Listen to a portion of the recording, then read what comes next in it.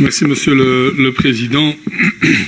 Madame la Ministre, la question qui entend poser aujourd'hui en termes d'actualité, vraiment d'actualité, puisque une demande nous a été adressée par l'AJP et la SDR de vous rencontrer dans le cadre de la restructuration menée au pas de charge par le groupe Vers l'Avenir à l'endroit de son personnel. On sait qu'un quart de celui-ci est menacé à terme dans le cadre de ce plan de restructuration. De vives inquiétudes se sont faites jour, ont été révélées. Nous avons l'occasion en commission de pouvoir entendre différents acteurs qui se sont émus de la situation et de la violence à laquelle ils sont confrontés par rapport à ce plan de restructuration.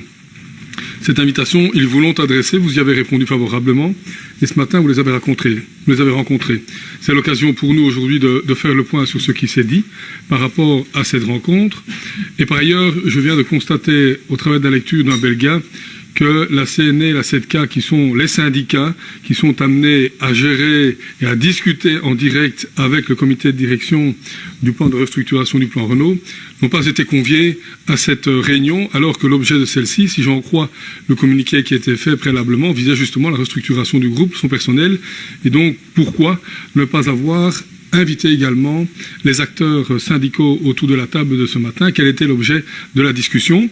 Quels ont été les propos que vous avez pu tenir au regard des moyens qui vous sont dévolus maintenant dans le cadre du décret de mars 2018 et pour lequel vous avez fait des déclarations également aujourd'hui dans l'Écho, indiquant que s'il n'y avait pas d'initiative prise au sein du groupe Publifin pour mettre le management actuel de côté et de reprendre la main, vous alliez vous saisir de ces outils juridiques pour y envoyer un commissaire spécial et faire le ménage.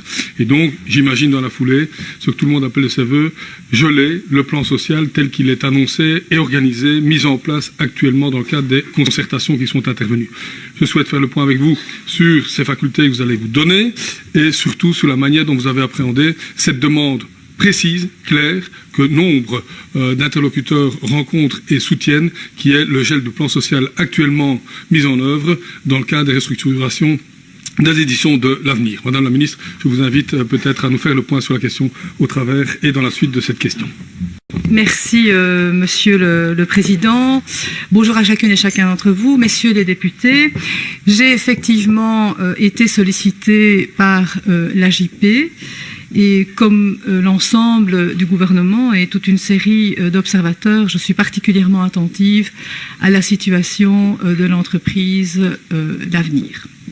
Donc, j'ai rencontré ce matin, comme vous le savez, une délégation de l'Association des journalistes professionnels qui a pu étayer sa demande qui se base effectivement sur le décret gouvernance, à savoir l'exercice d'une tutelle générale d'annulation qui peut maintenant s'exercer au niveau, vous l'avez dit Monsieur Derman, des SPPLS, mais en clair des filiales des intercommunales. Et donc, suite à l'échange de vues, j'ai effectivement décidé d'instruire le dossier, c'est-à-dire d'appeler l'acte.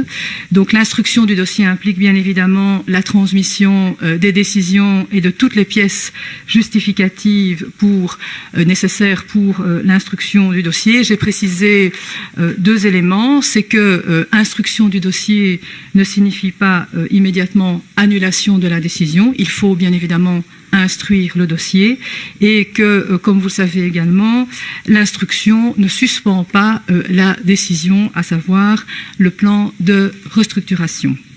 Alors bien évidemment, je compte instruire ce dossier et j'entends aussi rencontrer les parties concernées et j'ai été sollicitée par différentes parties au sujet de ce plan de restructuration. J'entends bien aussi travailler en concertation avec le gouvernement et en cohérence, en lien aussi avec les différentes pistes qui sont évoquées pour l'avenir des entreprises de l'avenir, mais bien évidemment aussi pour l'ensemble de la réorganisation du groupe Publifin Netis. Et donc je me permets aussi de vous rappeler que j'ai mis en demeure l'intercommunal Publifin de proposer un plan de réorganisation de ses activités pour le 15 décembre prochain, qui implique la mise en place d'options et d'orientations stratégiques clair et que j'ai aussi demandé qu'une recommandation importante, à savoir que l'intercommunal se dote d'un management propre, soit enfin mise en œuvre au sein de l'intercommunal. Ce décret gouvernance, vous l'avez dit, est très important parce qu'il met chaque acteur en face de ses responsabilités, que ce soit les communes, que ce soit les intercommunales au travers de leur conseil d'administration et que ce soit aussi la région. Chaque acteur a maintenant une série d'outils pour, comme vous dites, faire le ménage et s'assurer du bon fonctionnement des intercommunales et de leurs filiales.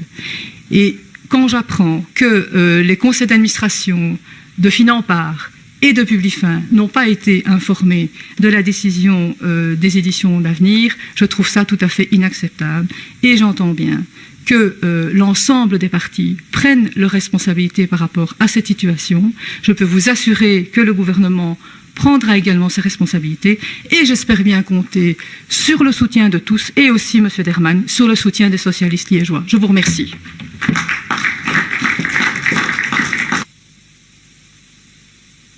Après la réponse de la ministre, le règlement prévoit donc une réplique et d'éventuelles questions nouvelles. La parole est à M. Fourny. Je remercie en tout cas la ministre de prendre le dossier par les cornes parce que je pense qu'il a besoin d'être repris en main et les actes qui sont posés en tout cas permettent dans un délai relativement court d'instruire le dossier et de pouvoir prendre aussi une attitude conservatoire puisqu'il s'agit bien de cela, de prendre une attitude conservatoire par rapport au plan social. Je pense que c'est la priorité des priorités et que vous pourrez le faire dans les meilleurs délais. Deuxième élément, je pense également que par rapport à la réorganisation de Publifin, du manque de communication, de transfert d'informations au niveau du CA de Publifin et Finampart, c'est parfaitement inadmissible. Parfaitement inadmissible. On ne peut pas l'accepter. À un moment donné, le gouvernement, vous prenez vos responsabilités, je les salue, mais il faut aussi que sur le terrain, les associés prennent leurs responsabilités, parce que ceux-là, on ne les entend pas. La majorité en place maintenant à Liège, PS, MR, à la ville, à la province, qui détient les clés pour pouvoir elle-même, d'initiative, tout bloquer, elle peut le faire du jour au lendemain. Elle n'a pas besoin d'instruire. Il lui suffit de décider. Eh bien, qu'elle décide, que ses associés décident et qu'ils s'engagent.